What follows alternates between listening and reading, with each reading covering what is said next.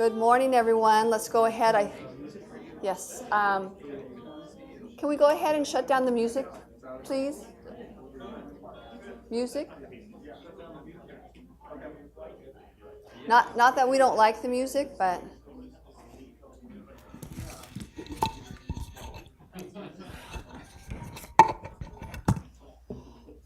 okay, great. Thank you. So we've got the music shut off, so that helps a little bit. Thanks to everyone for finding us here today. So we've got a new venue, so we hope you enjoy it. Let me start off by introducing myself. I'm Julie Arthur. I am the CASH Vice Chair. Don was not able to be here with us today, so I'm asking for a little bit of kindness if I mess up on the agenda or anything. So if I do, just shout it out and point it at me and we'll correct it right away. I did want to make one adjustment to our agenda today. Unfortunately, CDE is not going to be able to join us. So as much as we'd like to talk with them, OPSC is not going to be able to be here as well. If you are registered or would still need to register for the workshop in Ontario tomorrow, OPSC will be there. I'm sure a lot of questions can be answered and updated at that time. We are going to talk about our first-time attendees and new members right now. Is anybody here new? Or anyone new attendee, new member? Anyone who'd just like to stand up and be recognized? Kathy, okay, great. Great, thank you. We're also broadcasting the meeting online, so I'd like to thank those that are watching live and thank our guys back here for using this soft lens, right? Thank you on that. Julie, we do have a microphone here, so people are asking questions. She'll probably have a lot of questions in chat. We have a microphone here, so we'll pass the microphone around so the questions get picked up on the video, the live video. Okay, great, great. That way we won't be repeating them as they have to come up. That'll move us along. So I think as everyone, if you've got questions coming up, we'll just have you come along and sit and just keep moving along if you'd like to do that we don't have to wait for people to come up. So our next item we're going to talk about is our July workshop. We mentioned we have our Ontario workshop tomorrow, which is at the Doubletree in Ontario. Yesterday we had our Sacramento one, and I heard it was very successful. A lot of energetic dialogue going on, and it was very well attended. So thanks to Laura on that again, Laura Kaus. Our next item is our networking mixer. That's Thursday, July 27th in Whittier at the Candlewood Country Club. So those that are maybe attending the workshop, if you have a chance from Ontario to head on over to Whittier, and that's open to everyone in school facilities, architects, members, all of those, all of our professionals. We'd also like to thank our sponsors on the mixer, and that's AFE Sports and Courtney Engineering. Next item on our agenda is our fall conference. And our pre-conference workshops, October 18th to the 20th. In fact, I looked at my calendar. I had a little debate with my husband. I think that's Wednesday, Thursday, Friday this year, not kind of our typical Sunday, Monday, Tuesday. So that is kind of a bit of a change. It's at the Duke Hotel in Newport Beach. And that is actually the same venue. That's the Fairmont. And the Fairmont was purchased last year. So it's same location, just new name of the hotel. Let's see, our next item. So check your inbox because our CASH Weekly Update email letter comes out. And of course, we've got a summary of the latest news of what's happening, our Prop 51 information implementation, events, conferences, professional opportunities, and more. And you get to see a lovely letter from Don, our chair in there, and he always sends out such good stuff, information. And I'm kind of jumping along with this quickly because we're started a little late, so I appreciate it. We've got our state agencies that are going to come up, and I'd like to introduce our state architect, Chet Whittam here. He'll provide us an update with DSA and just really interesting things happening. Interesting. Is that like tasty? Yes.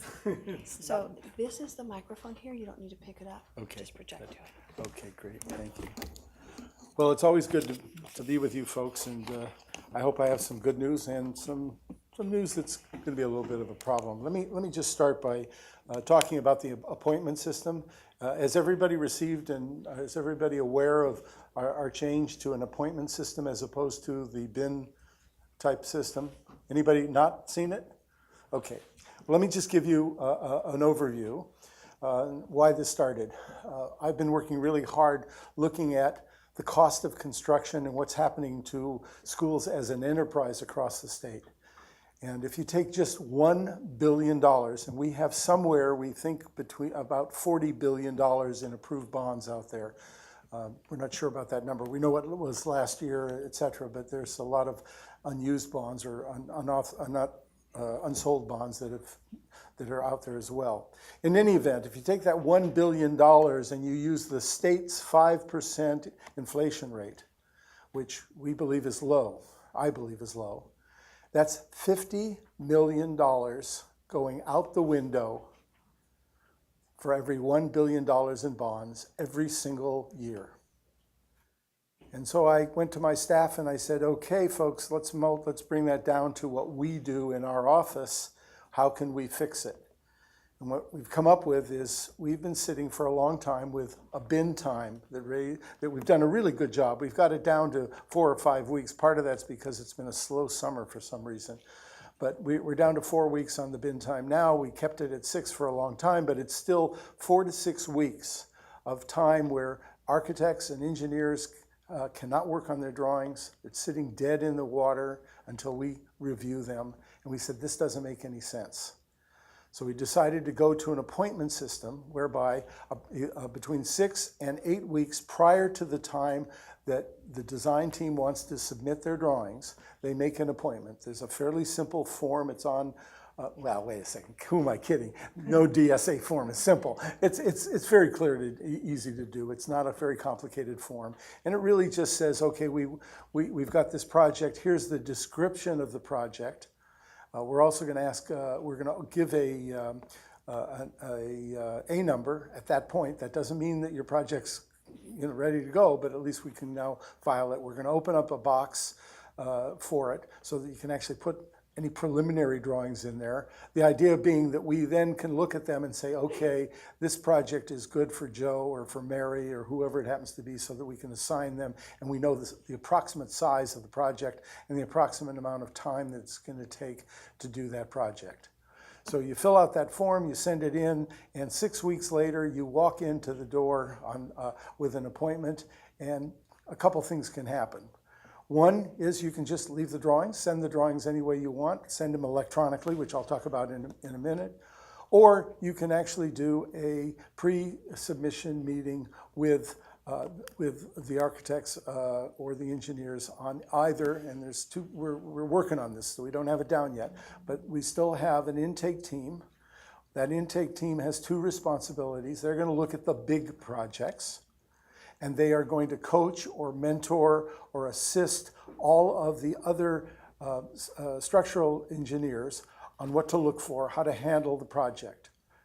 And you can do an over-the-counter, face-to-face review with them. Flip through the pages, show them what you're doing, look at all the stuff, et cetera, and maybe receive some comments at that point, maybe not. But the point is that they would do that, and then they will take a day or two to go through it a little bit more carefully and make a decision as to whether it's complete.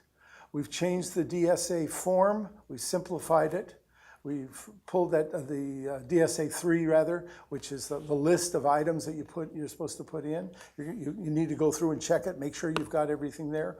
We will not stop you if a form is missing. Our goal here is to increase the quality of the documents, to take the 6 weeks, and don't start your project 6 weeks later, but use the 6 weeks to really increase the quality of the projects. That's going to have a major impact on you, because you're going to be able to do a better job. It's going to do a major impact on us, because we think we will probably wind up shrinking the review time. And then, of course, if it's a good set of drawings and it's been reviewed quickly, we believe that you'll be able to do the back check process or the corrections or response to the comments very quickly as well. So all in all, we believe that we can save the district, save the state, save all of us as taxpayers a lot of time and energy, and turn out a project that's going to be better. Internally, once it's there, it's there. It's the same process. We're not changing anything internally other than how we post the projects, how we monitor the projects. Our soft spot that we're going to have is learning how to schedule. And we're looking at trying to get some scheduling software that might help us. Right now, we're going to do it probably with some spreadsheets. We're learning, just as we did the inspection card and we came up with Box, there was some glitches there. Everybody was a little bit nervous about it, but I don't believe that anybody would like to go back to the pre-Box, pre-application, pre-inspection card process. It's working well, which, by the way, we went from 69% certification to 94% certification.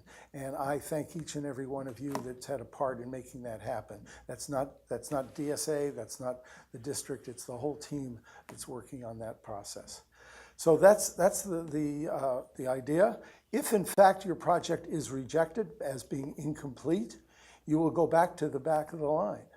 You'll have another 6-week wait before you can bring your project in.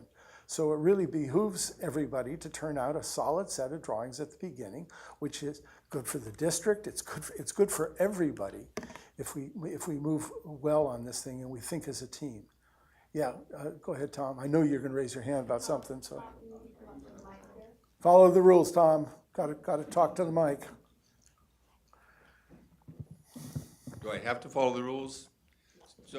Or we're going to reject you as being incomplete, throw you out. So the first question is, if indeed the project is submitted on time as required, you get a reduction in the fee. No, we do not get a reduction in the fee. I think that would be a great incentive. Yeah, well, unfortunately, statute doesn't say we can do that. And I was in and out of the room when you first started talking, so I apologize if you already covered this. But if indeed a district project architect, structural engineer team submits and they think the project is complete, but the intake, DSA intake personnel differs with that. Bring in the supervisor. Bring in the supervisor immediately? That's the way, we're training our folks right now. Remember, this is going to be new for all of us, so we got to be, we're going to work out the wrinkles in it, but bring the supervisor in. If there is a conflict, the supervisor let me step back. We're going to maintain the intake team. They are going to look at the large projects. They are then going to coach and assist the rest of the structural engineers who are handling the intake for their projects, assist them in the process until such time as they can do it on their own without any assistance. If there's a problem, you want to ask for the supervisor or the regional manager to come in and take a look at it. The DSA 3 has been revised. It's very clear what's required on it. It used to have some really glitchy things on it that were not relevant to all projects. We're going to work hard to make sure that you, in fact, have turned in a good project and that we don't reject a good project. We don't want to do that. We've brought this concept to you before with regard to other things, and that is that there are those that are reluctant to basically make a wave at DSA. And so it could be that a seasoned architect, structural engineer, district team, you could have Julie with her architect and engineer come in, and she is not going to take no for an answer. She wants an answer today and says, okay, let's get a supervisor over here. In the event that it's the rookie level person being sent in that doesn't know that they can press, why don't you have an automatic mechanism for if there's a question there that is going to be sent back, that the supervisor immediately come in? Or maybe that's what you were saying. Well, we at the beginning, we are not going to allow anything to be, we're not going to reject it on the spot. We're going to go back and do a review. The purpose, the opportunity is if you want to do, and you don't have to, if you want to do an over-the-counter discussion, kind of take the plan reviewer through the project, flip through the pages, look at it, get him to understand it or her to understand the project. You have the opportunity to do it. We're going to need a day or so before we actually go through the approval of whether it's a project, a complete project. That should not be any different than it is now. If there's a glitch in it, scream. How many times have I said to everybody in this room or everybody that's been around, I can't fix it if I don't know it's broke. And it's the same thing for our regional managers and our supervisors. I know what it's like if people are reluctant, they think there's going to be some kind of problems that'll occur for them downstream. I'm telling you, if that's not what we want to do. You can't, I'll fix it, but you have to be strong. And it's up to the firms. You said a rookie architect. Somebody's got to train your rookie architects. One of our problems is, and we'll talk about it any time, they tend to send in young, inexperienced architects to do back check, is what I'm hearing. And that lengthens the process. Send in people who understand how to do the project, who's responsible and know it. Train those people if you have to. We can't train them to do that as well. So I'm not answering your, I'm now becoming. No, you did. And this is something that we'll certainly focus on at the Cash workshop, Cash DSA workshops that we have in August. And indeed, on the agenda, we do have a part there that says, the state architect says, I cannot fix it unless Okay. I know about it. I want to rework the agenda with you. We'll talk about that later on. Okay. Okay, cover All the right. same stuff. But Thank you very much. All right, Tom. Anything else on, well, I want to go back to the appointment system. Jen, I'm looking for a few clarifications. Sure. So help me understand the timeline here. So I come in, let's say I'm a great district with a great architect and I've done my pre-planning meeting. It's a complicated project, so I've utilized that, which is actually a really nice vehicle to use. So we walk in the day, my architect walks in. Structural be there for questions in this intake meeting? Is that something that'd be appropriate? Well, first of all, you wouldn't, hopefully you're not walking in. Hopefully you sent your drawings in electronically. We'll talk about that in a minute. But an appointment will be set up for you to meet with the structural engineer, possibly pull, if it's a big project, possibly pull in the access and fire life safety for a kind of an overview, if you want it, to discuss, here's what we've done. Remember that back at our pre-application meeting, we talked about doing X, Y, and Z, and we did it exactly the way it was approved, and whatever you need to do to sell the fact that you've got a complete project. We will then turn around and review that project, and at that particular point, if, within days, a few days, it will either be accepted as complete or it will not. So how long do you anticipate these intake appointments being?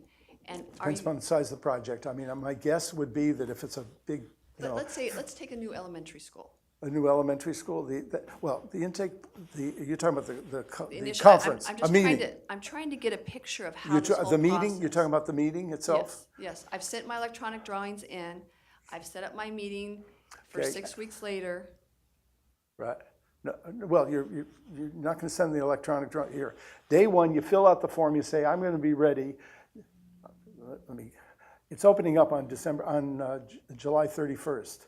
On July 31st, you send your drawings in electronically. I mean, you send your application or request for a meeting. My sugar is going down, and that's a problem because I'm diabetic. So in any event, you set up the appointment, you work your tail off for the 6 weeks, you turn out a great set of drawings, and on the 10th of August, you send the drawings in, or you carry them in, or they're there. This large set of drawings probably will probably turn around and take a day or two to review the drawings in advance. I'm not quite sure how that's going to work yet, but Okay. you can set up an appointment, a face-to-face appointment with the plan reviewer about the time, a day or two after those drawings are in our hands. Okay. Then at that particular point, assuming that they're good, they're going to immediately start reviewing the drawings. That same person that you've talked to, that you're over the counter, talked about this, is going to start reviewing those drawings. And you're anticipating, because we've instead of the drawings sitting for 6 weeks doing nothing, that we've shortened that time, that once it's in, we've had our intake meeting, the plans are accepted. There's no bin. Actually, he or she's starting the review of the drawings the minute we get them. Whether your appointment is 2 days later or not, that's the beginning of the review process. Okay, I'm going to step over here and I'm going to get some glucose. okay. Don't fall down on me. Sure. Yeah. Appreciate it, yes. Well, and that's kind of where, and please take a moment, go ahead and take a sip real quick? No, I'm fine, go Oh, ahead. you good? Okay. So again, I'm still, and I apologize. So I'm just trying to walk this process through. You've already So- walked it, it's there. well, The it's rest of it's there. the way So- it's normally been done. So how long, I leave your intake meeting, you've accepted my plans as being complete. How long after that meeting before I can anticipate possibly having a DSA stamp on my plans? You will get that's the purpose of seeing some sort of drawings in advance, to be able to determine whether this is a 3-week project for our folks, or a 10-week project, or a day-and-a-half project. So I can't tell you what that project will be now, but you'll know that immediately. I'll know that when I submit my application for the appointment, or will I know You that can, when I? because there's a calculator I believe there's a calculator that talks about how many weeks we've got based upon the cost of the project. Okay, So the way architects normally work is we take a look at it based upon the cost of the project. When you're setting a fee, it's X percentage. Then you take a look at what is the project really about. You know, is it a very complicated project, or is it a pretty straightforward classroom building? And we will take a look at that, and we determine how much time do we think we need for it. And we'll come up with hours. This is what we're doing internally. We then know at DSA that the review time is approximately 60%, 50 to 60% of the calendar time, because we've got to allocate 40% for CCDs, for back check, for all kinds of other things. So let's just say that particular project will take approximately 3 weeks of employees working on the project. We'll probably say to you, it looks to us like it's probably 6 weeks, because we want to, and that'll be your date. That's the target date. That's when we expect you to come back. That's when we will set our own internal clock as to when you're coming back. No different than what we've done before. Hopefully better. I don't mean we're not trying to improve. Am I no, I think it's, again, as I say, and I wish I could make this clearer. I'm just looking for that timeline as I plan my projects and understanding how this new process will work. Here. So Chad, again, I'm trying to be very simple for myself. Okay. I call, or my architect calls and says, we're ready to come in with this project, it's a new elementary school, and I need a date, I need an appointment. On the phone, or maybe letter, I don't know, No, I'm telling, if you read the directions on it, it's been posted, Okay. there is a form. You fill out the form, Okay. you describe the project, and you say, I will be bringing this project in on August 15th, or September 15th, or September 11th, which would be the earliest date, and that's the date of your intake and your appointment. Okay, Now, so- whether it's the 11th, or it happens to be the 12th, because, So things let's say happen. I'm ready to go on September 11th. Between now and September 11th, assuming that we've started the date, okay, am I sending you my plans? No, what we're asking for only is if you have a preliminary plan, anything that will help us understand the scope, we're asking you to send that to us. With the application? I think we're opening up the box. We get the application, then we have to open up the box so that you can put it in there. Because it seems kind of odd that we'd all show up on the September 11th. You won't with everybody, with nobody having maybe looked at my plans. So No, what's that's- the point of this? Why is that any different than you putting it in the bin and nobody looks at the plans? You're making this much more complicated and difficult than it is. And I Folks, much well, apologize just for in that. general, I understand the fear. I really do. We're giving you 6 weeks. What we're saying is that instead of, if you as a client are told by your architect that we're going to go into DSA, this is on the old system, we're going to go into DSA on January 1st, and then having it sit there from January 1st for 6 weeks before we actually open it up and take a look at it, and you can't do any work on it. Instead of that happening, on January 1st, you say, I'm going to be ready with this set of drawings on February 15th, or whatever the date is. And here's a description of the project so the DSA can understand what the project's going to be about, pick the right person, and you bring that in, and within a couple days, we will start the actual plan review. That's all the difference is here. After February 15th.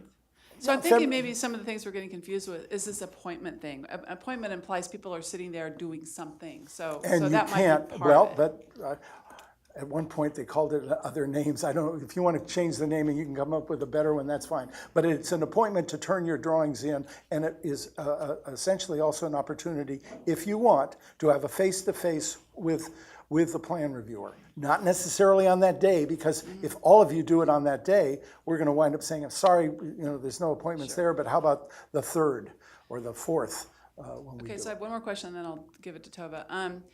When will the fees be due?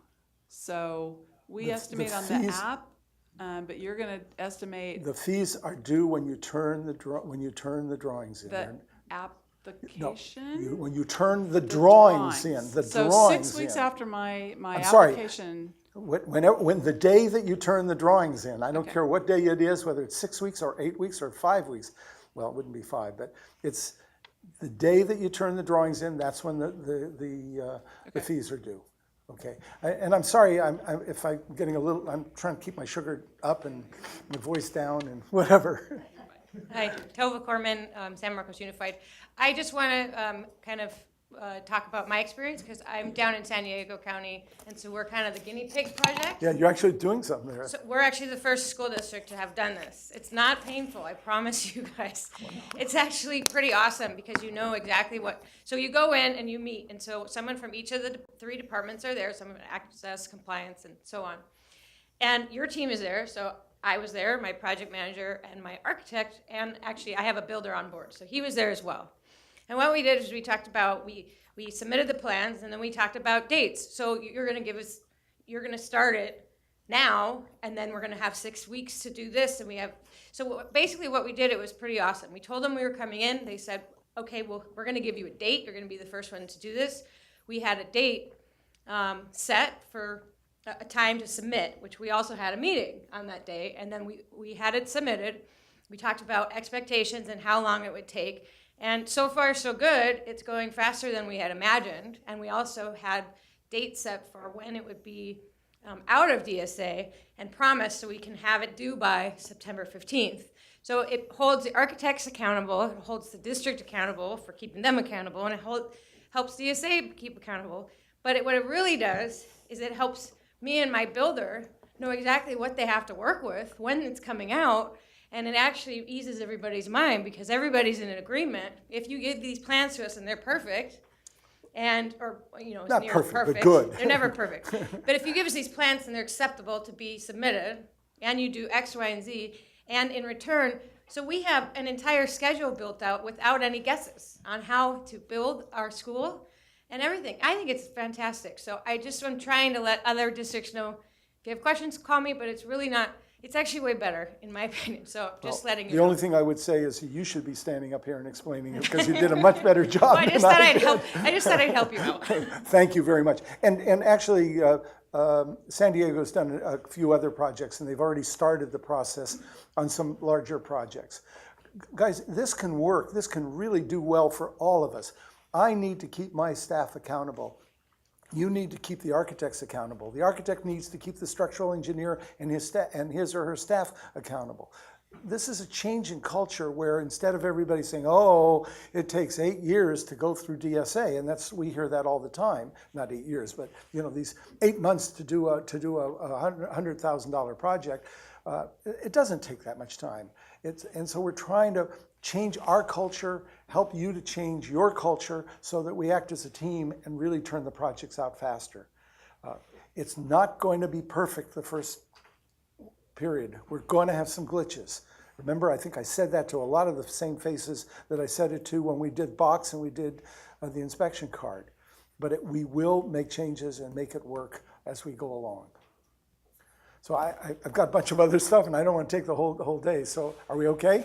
Yes, because we'll save the rest for August workshop, right? Okay, is that what you want to do?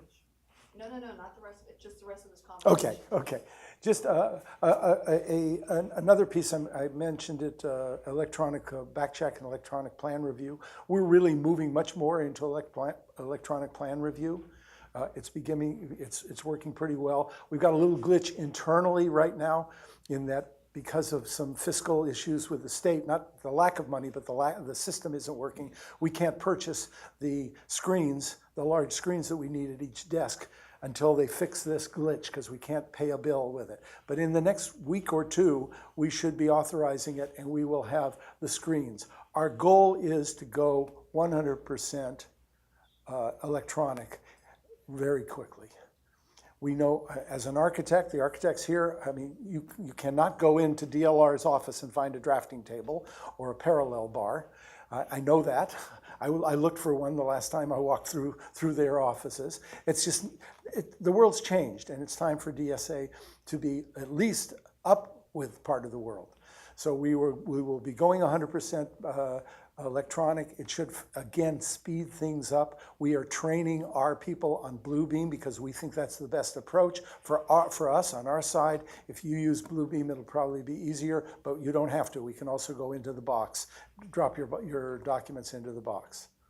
So that'll be coming rather quickly. Certification, I already told you we're doing pretty well. We do have a major issue that everybody needs to be aware of. Down in San Diego, 2 different school districts had failures of solar panels flying off of I want to use the same term we're using, the mounted on freestanding open frame steel structures, essentially the carports. And pretty dangerous stuff. And we actually had an opportunity, one of the people at one of the schools turned around and filmed it with high winds where the carport was fluttering up and down. You could actually see them bend, each one of the panels.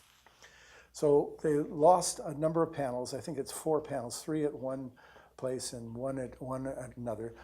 The biggest issue seems to be the ones that are clipped, where they use a clip and they slide the panel into it. And if the flange, if the panel moves up, all of a sudden it goes beyond the flange of the clip and it flies out. Now that's one thought that we have of what's going on. We also know that the structures themselves are pretty flimsy. They have absolutely no diaphragm, no diagonal bracing to hold this together. So what happens is they're moving all over the place, and they're also, the joists that hold the purlins tend to turn sideways at times, which again, if it's a clip like this, and the clip goes like this, not the panel, but the clip turns, they pop out. So a letter is actually finished drafting it from me. It's going to go out today or tomorrow morning to all of the school districts, to all of the solar panel manufacturers, and to the entities that own or have installed projects, the PPAs, et cetera, telling them about this problem and making sure that everybody understands that our goal is not to stop the installation of solar systems right now, but our job is to find a way to be safe. So step 1, we're recommending in the letter that on your existing facilities that you get somebody to go out and inspect the connections. I should step back and say one of them was a bolted connection.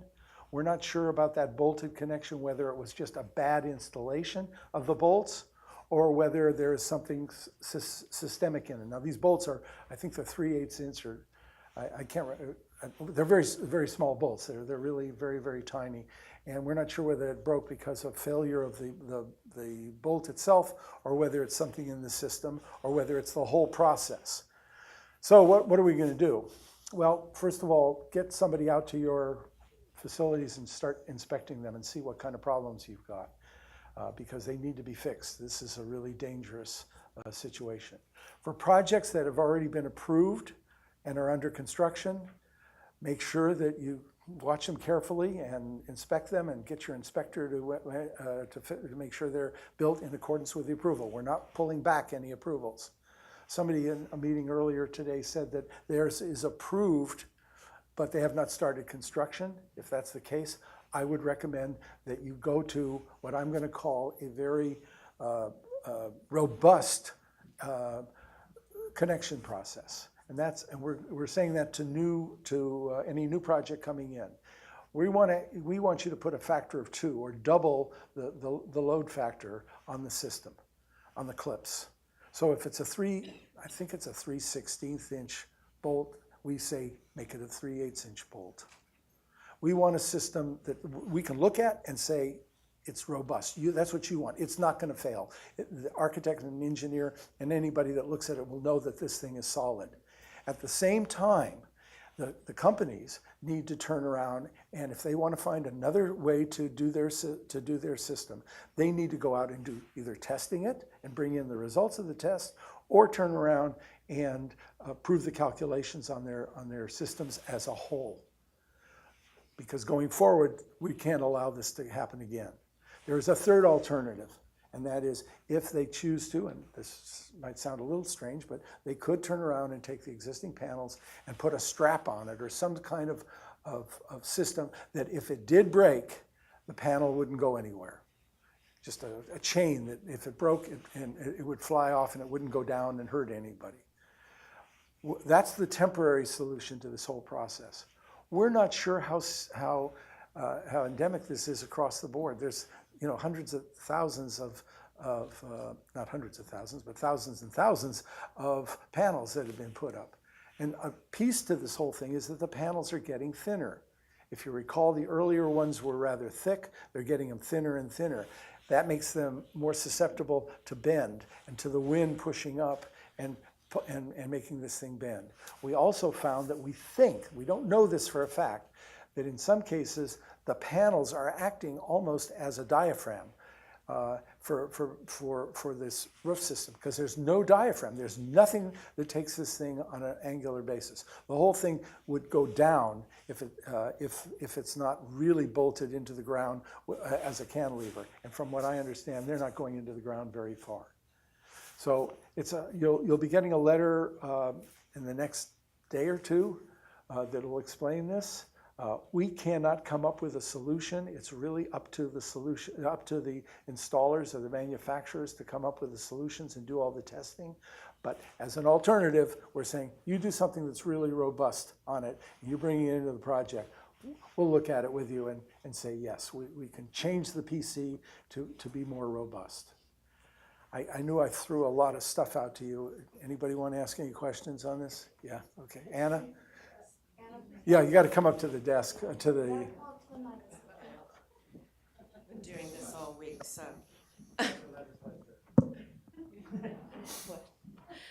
Will you say your name for the record, Good morning, please? Anna. Yes, I will. Anna Ferreira with the School Energy Coalition. I'm just curious, in the letter, you're making those specific recommendations? Yeah, And are there specific solar companies that you're having this problem with? No, we're doing this across the It's board, just the- and we're really asking. And I don't want to do it here, Anna, but I'll actually show you. I've Great. got a copy of the letter almost ready to be signed. We'd appreciate Here, that. and it's pretty straightforward. It says we recommend that you contact your PPA or your entity that built this thing, have them review it, go out and inspect it, make sure it's okay. This is a big potential safety No, problem. we heard about the problem, and we're just curious if there's, if you're recommending actions. Well, that.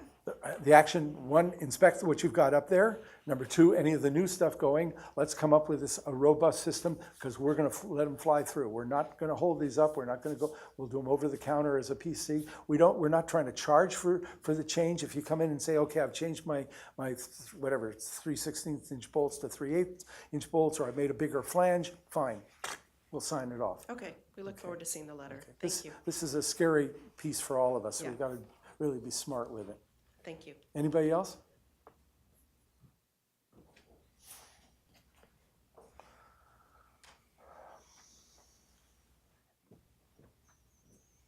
Hi, Margaret Brown, Garden Grove Unified. We're getting ready to submit 13 projects, solar projects, so a little disappointed. Yeah, thank you for laughing. A little disappointed to hear this. You're disappointed to hear that there's a potential for, and Well, we're trying to fix it? I'm not gonna redo my plans, sounds like.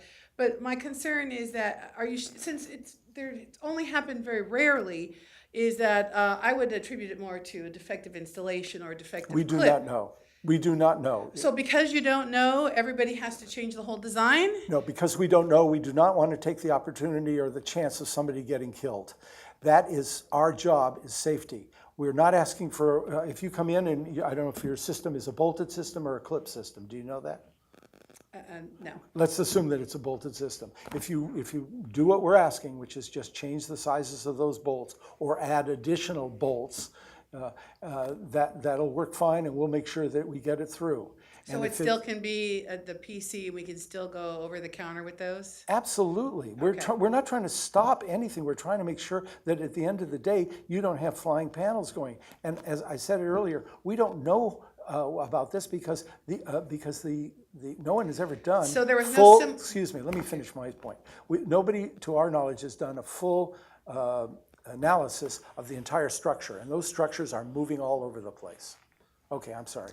No, so we don't know that it was the same subcontractor that installed it, or there was no It was similarities? it was two different subcontractors. One does a bolted system, and again, the other one does a clip system. And there's another one that does still a third clip system that's like an alligator clip. Okay, thank you. All right.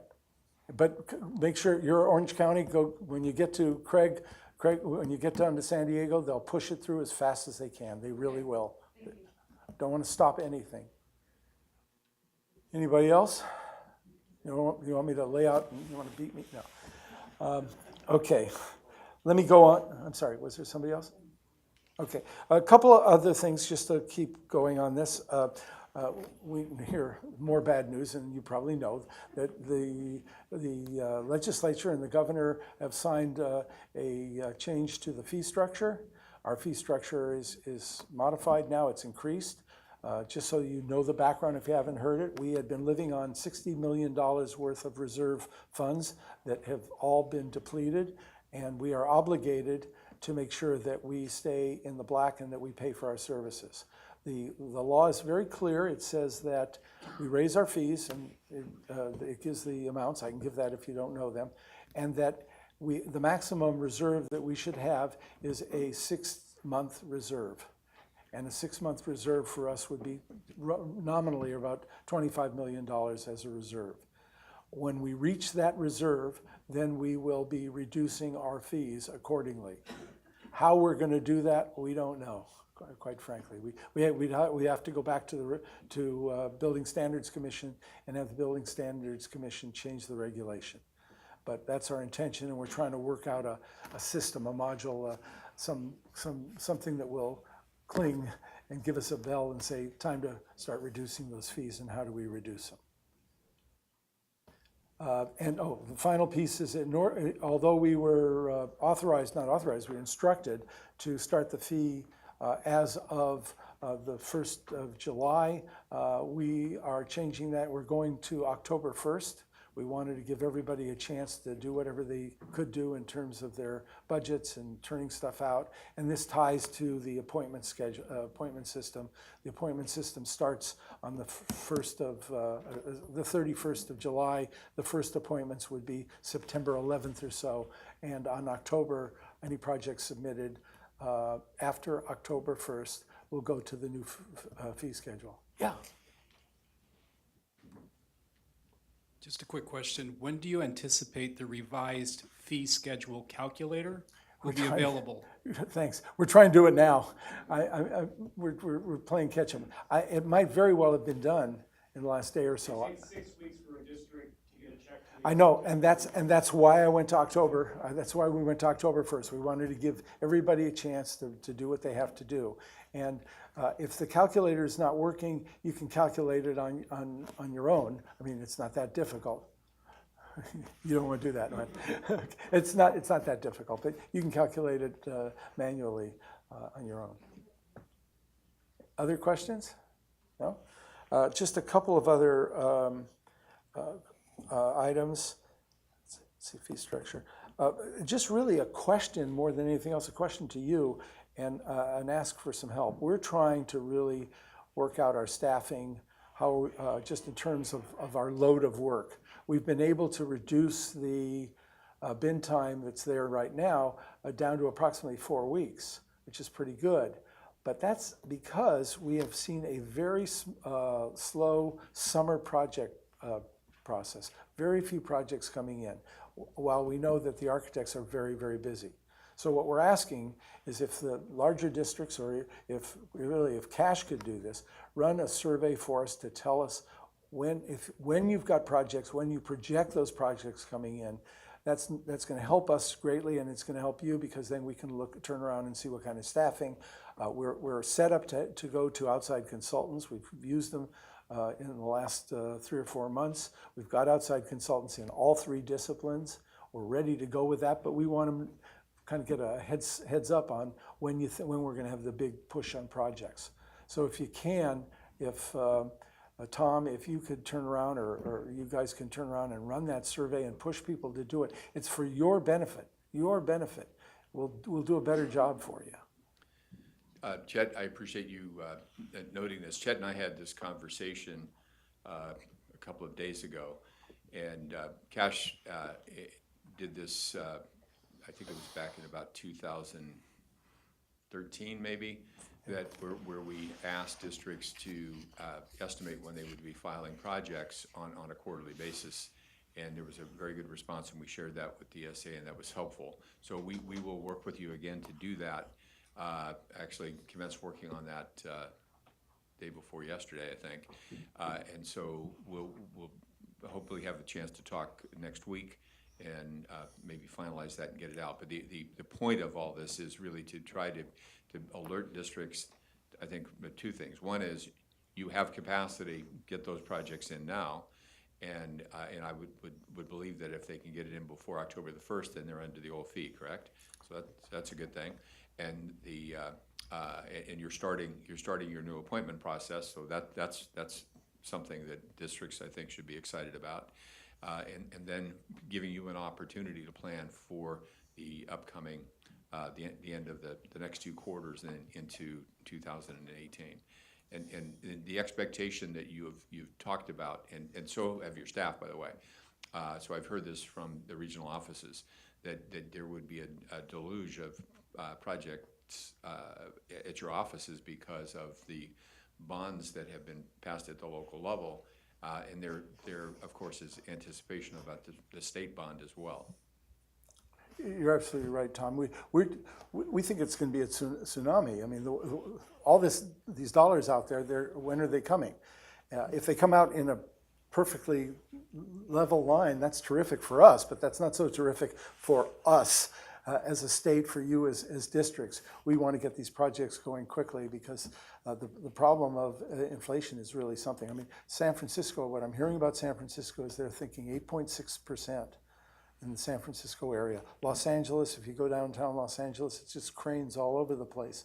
And people say, well, those are different kinds of buildings. That's true, but concrete is concrete, drywall is drywall, steel studs are steel studs, and there's a big labor shortage beginning to happen. So folks, help us. We really want to be partners with you on this. This is to try to help us get your projects out faster. We'll work with you. Thank you. Okay, thanks. Just a couple of other items, and I'll get out of your hair. We're instituting a new system which is called Blackboard. It's been used by a lot of universities.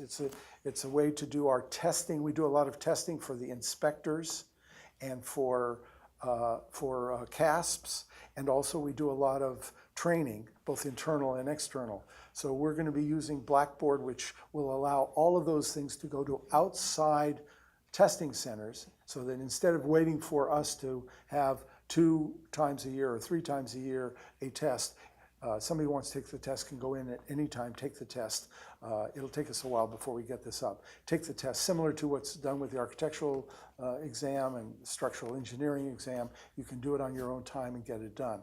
We believe that might help us bring in more inspectors, because we understand that in certain areas there is a real problem with the number of inspectors, and we have looked at the ages of our inspectors, and we see a whole bunch of retirements that are happening, and they're key to our projects. So we're trying to help. We had a little task force put together how to help this, how to help you find inspectors, and I urge you to still go take a look at Inspector Box.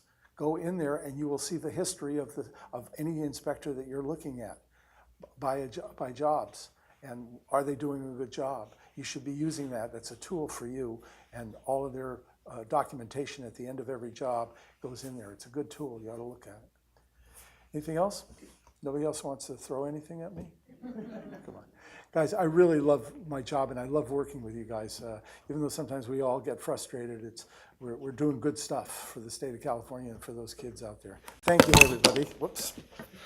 Okay, I'll get out of your way.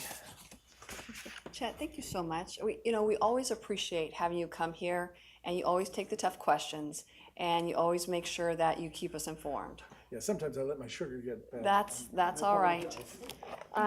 Next up, we've got, not that one. We've got our legislative and regulatory update with Rebecca Curley. Thank you so much for being patient. It's funny, we were talking earlier and I thought, oh, CDE's not gonna be here, it's gonna be a quick meeting. No. Thank you. And everybody knows brevity is not my strong suit, so I'll be taking my hour after Chet's hour. So we are in legislative recess right now, which is a really fun time for me and my colleagues because the legislators are at home in their districts wreaking havoc, doing parades, whatever it is that they do for the month. And they'll be back on August 21st. So we wanted to report to you on some successes that CASH had in the last couple of weeks in the legislature where they're working for you. And most of these are bills that CASH opposed and we managed to stop in the legislative process. So just really quickly, the first couple are all in the category of local bonds, transparency and accountability, which as we all know is a good thing in concept, but of course the devil is in the details. So the first two bills that we were able to stop this year were both by Assemblymember Harper. The first is AB 1196, and this is a bill where he was intending to limit the use of longer-term bonds for the purchase of technology items. So it's that old concern that you're going to be using a 20, 25-year bond to buy an iPad. This was clearly an issue a few years ago that had its moment in the spotlight from a PR perspective.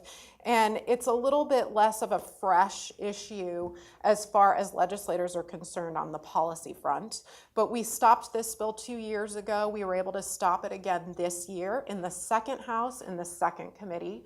CASH was the only organization to oppose this bill, so we did the heavy lifting here.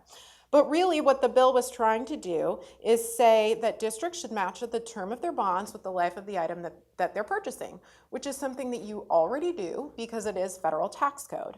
What CASH was concerned about is that by placing language very similar to the language in the federal tax code into the California statute, that anti-tax groups could use this as a tool to block the issuance of bonds by having standing in California to challenge the economic life calculation associated with this.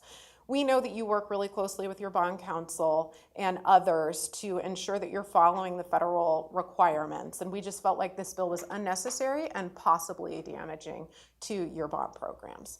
The other thing is, if the issue is really about are bonds the appropriate mechanism to purchase technology, that is a separate conversation and a policy conversation that should happen at a different time in a separate arena. So the next bill is AB 776 Harper, and this bill had to do with your ballot label statement. And what this bill tried to do is say you need to put a statement on your ballot label, which is the language that voters see on election day when they go to vote on your local bonds, that says, hey voter, go read your voter information guide for information on your potential tax rate increase. Not only is that unnecessary because you have that very detailed, very lengthy tax rate statement in the voter information guide, it would also count towards the 75-word limit cap that you've got on telling voters what your local bond will do for their communities. So we opposed that. We were able to make the right arguments and stop that bill in the Senate Elections Committee. The last bill kind of in this accountability theme is SB 348 LEVA. This is a bill that would have required, again, we're dealing with ballot labels and voter information guide, required that in your voter information guide you put language that describes the time frame that voters have to place a validation challenge on a special tax. So again, we felt like this is something that was unnecessary and could actually potentially encourage voters to vote no rather than yes if they've got a level of skepticism. If you're being told, here's how to challenge, maybe there's a reason that I should challenge. There are also plenty of other points in the process where you can question the validity of a special tax that's being placed on the ballot. So you can see a lot of work is being done in this area, but we're there to make the arguments about the devil being in the details.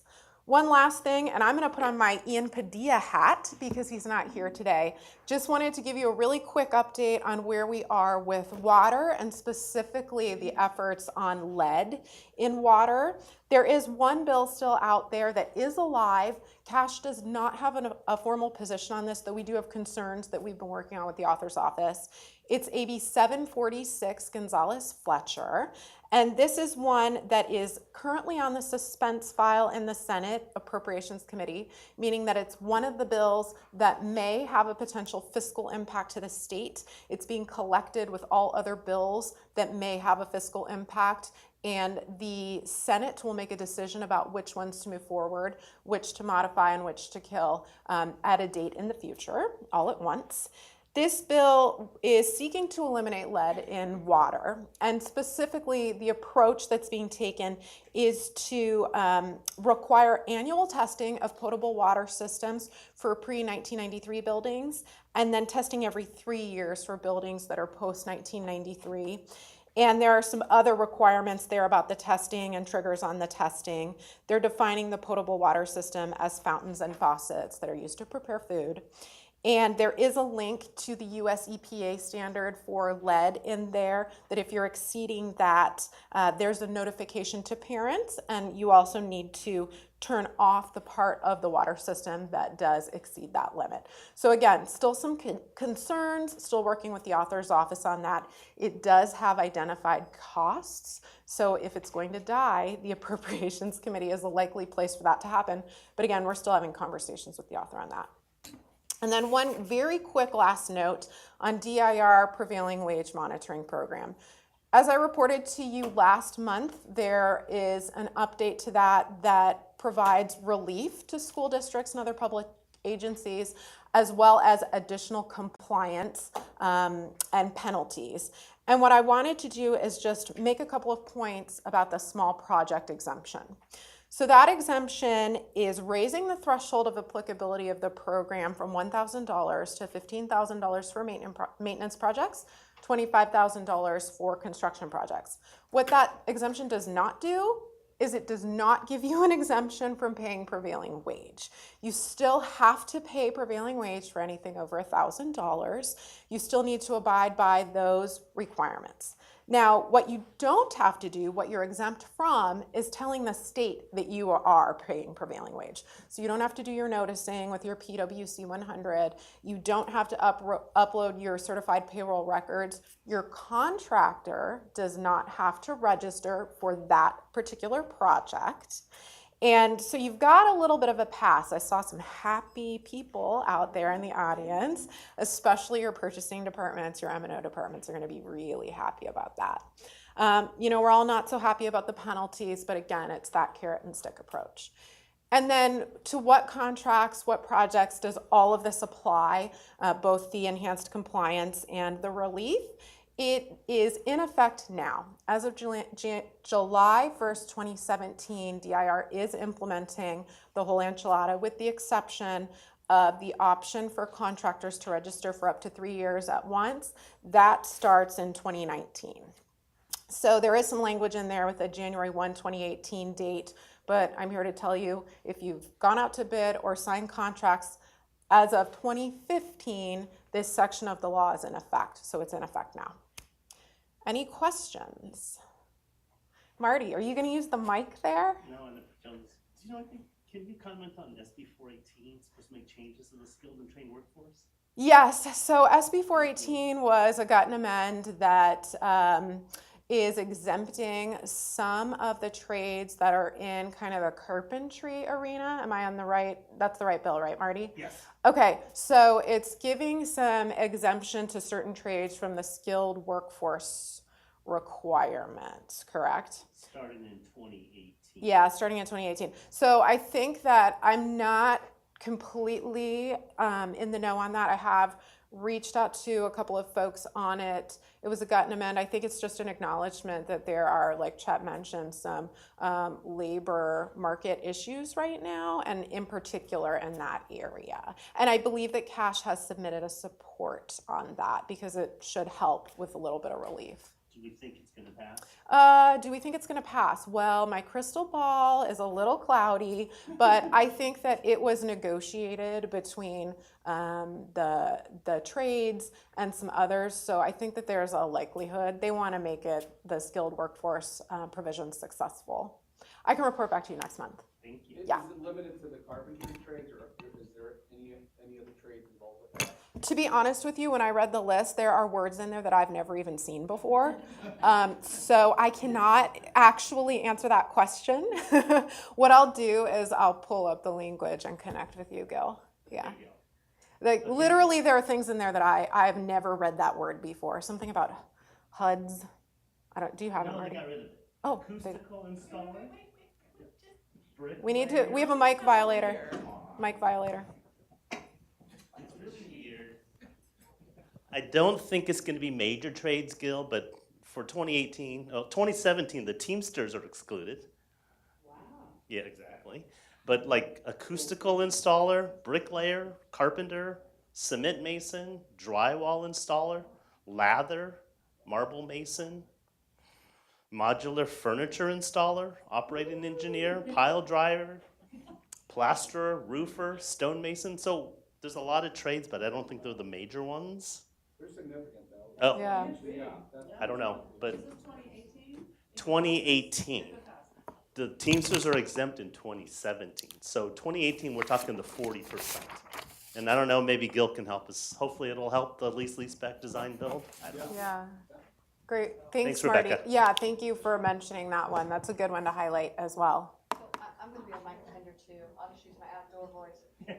So what happened? So my M&O department doing a great repaving of a parking lot job. They get a price for $14,500. Sign that contract, get going. Change order comes in. There's a problem. $1,000 change order. It's now $15,500. What do you do? They didn't register that project. What happens? That is a really good point. The question was if you're below the threshold initially and this is on the DIR, change orders come in to push you above that threshold, what do you do? That's a really good question, and I don't know how to answer it for you, and I'm gonna look at the legally minded folks in the room. Maintenance, me at the 25,000. Again, let's. No, I understand your. It's a good point. I don't know. Because if my contractor, all right, I'm a mic offender.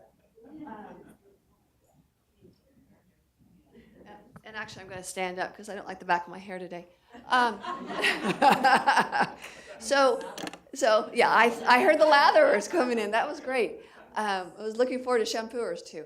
So with that, if my contractor's not registered on the DIR and I hit that bump, I can't go in and immediately register because he's not there. He'll get a quite large penalty. So at the same time, while it's great, Yeah. it can put you in jeopardy on those close items. You know, Julie, it's still an issue that you have today, right? Because if you're at the $1,000, you've got that question mark. So I don't know that anything about the current process, which is there's not a lot, who's checking that.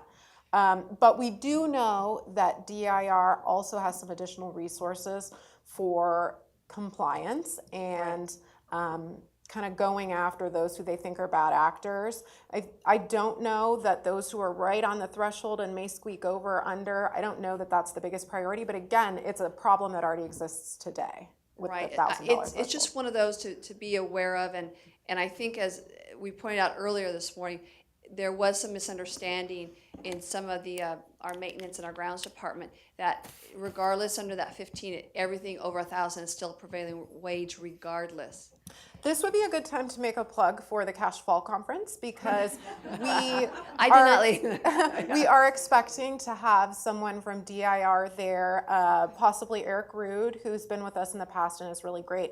And so we can bring some of these implementation questions to them at the Fall Conference. Right, and I think we mentioned earlier, and maybe this is again for our legal-minded over here, is there some way in our new contracts that if, for the penalty for districts, because our concern is we know our contractor, we know our listed subs, but those third tier who could be offenders with the DIR, concrete pumping comes to mind, a few of the small ones like that are constant problem. So for a district, if they're fined somehow on that, how do we, in our contract language, pass that on to make that contractor's, our main contractor's responsibility to make sure his second, third, fourth, and fifth tier subs are registered with the DIR? I don't know, they're just taking your identification. I'd like more solid language, maybe.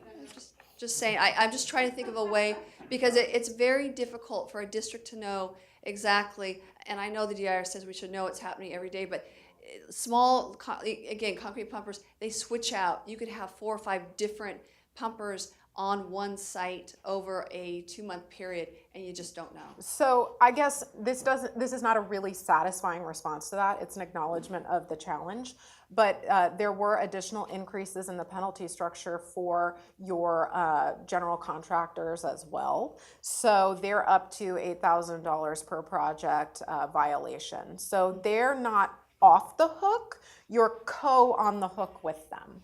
Right, and I think that's what makes it difficult, is since Yeah. they're running the job, and we don't have a say who these smaller subs are, because they could be under 0.5%, but they're still could cost us, a district, a lot of money. Yeah, absolutely.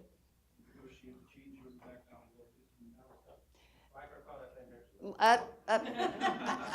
This isn't on a 15,000 one. I'm talking about the penalties on districts being assessed, and these are our larger projects on that. So yeah, all of our contracts are 14,999. So definitely on that. Julie, I took notes on your concerns and Thank we'll you. look into them. Rebecca, anything else? Thank you so much. I'm going to jump back up there. So next up, you're Oprah. Yes. Next up is me, actually, and we're going to talk about our annual conference planning committee. So right now, our planning committee, we are just 3 minutes over, so we'll try and wrap this up. The annual conference planning committee will meet today at 12:15, so we're 3 minutes late on that. The meeting is intended for the entire committee, and all meeting strand co-chairs will present their initial outline and work topics today. And just real quick on that, following that meeting is going to be the CASH AIACC Leroy F. Green Design and Planning Awards Committee. Same room here at 1:30. So I just wanted to give you a heads up on that. I know that all of our strands have, we've received all of their initial proposals, except for one strand who shall remain nameless. Where did she go? Oh, she must be using the restroom. So anyway, so that's the update on that. And then next up, we have Anna. So Anna, thank you so much for being patient with us. Great. I was told this was going to be a short meeting, and so I started out with good morning, but I'll say good afternoon. And I'll try to go quickly. As I informed you last month, there's an extension of the Prop 39 encumbrance date, which got done in the main body of the budget. It is now June 30th, 2019. Hallelujah, but for the fact that the Energy Commission wants to make sure that they are complying with some other things that happened after that budget agreement was signed. And so the good news is that August 1st, 2017 is no longer the EEP final deadline. Yahoo. So after that, there was trailer bill language that in the form of SB 110 that says that remaining funds from that 1.0, we're calling it 1.0, the original Prop 39 program, is going to be recalculated, and it will be recalculated, swept on March 1st, 2018. So because of that March 1st deadline and some concerns and clarifications that we believe need to happen with regard to the language in SB 110, to play it safe, the Energy Commission has said January 12th, 2018 is the new deadline for final EEPs. That will allow schools to know what that new allocation, that fifth year allocation is, and also give them time to provide that recalculation to the legislature by that March 1st deadline. Now, we don't know who is included in that situation, given that we have that June 30th, 2019 date now set in stone. And so now we're asking, is there some wiggle room after that? We do not know anything about that now, except that June 12th is the date for the final EEPs, giving us 5 more months, so that's good. That was our highest priority at SEC. So after that trailer bill language was passed, SB 110, that will take that remainder and apply it to K-12 schools, continue to apply it to K-12 schools in the form of clean energy buses. There's first $75 million comes out for clean energy buses, $100 million for those low and no interest loans after that, and the remainder by application. So if you have more that you want to do in your EEP, stay tuned, because we're going to be talking and developing that program for those remaining funds. And on top of that, SB 110 takes the sunset off of the Prop 39 program so that it will continue indefinitely, but we will have to do that, try to put funding in that vehicle through the annual budget process. So that's going to be more work for us. We're going to have to, work with them on what that's going to look like. They said it's going to be similar to the Prop 39 program, but they have a few places of emphasis that we're going to be working with them on. So remember, January 12th, 2018. The CEC has said if you want to do an amendment to your EEP, it includes a funding change, obviously increase in funding. And since we have that fifth year, that looks like it's going to be a little bit more than what we predicted. You may want to amend your EEP to address those funds. We want every dollar spent. So that, if it pertains to funding, January 12th is also your date on amendments to your current EEPs. If it doesn't pertain to funding, obviously that would mean that maybe you have more time after that. They've addressed the funding issue only at this point, so January 12th is your new date. We also know that the Controller's Office is doing audits of the program and the projects, so we need you to pay attention and track those savings. There's an issue with it being in the contract.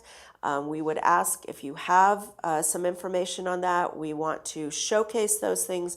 We're asking the Controller's Office to come to our upcoming forums, which will be on the 19th at the LACO facility in Downey and September 22nd here in Sacramento. We're also working on for folks with solar, also DSA, thank you very much for clarifying this issue that we knew was out there but didn't know, how serious it was yet. So we are going to be looking at that letter and look forward to working with DSA.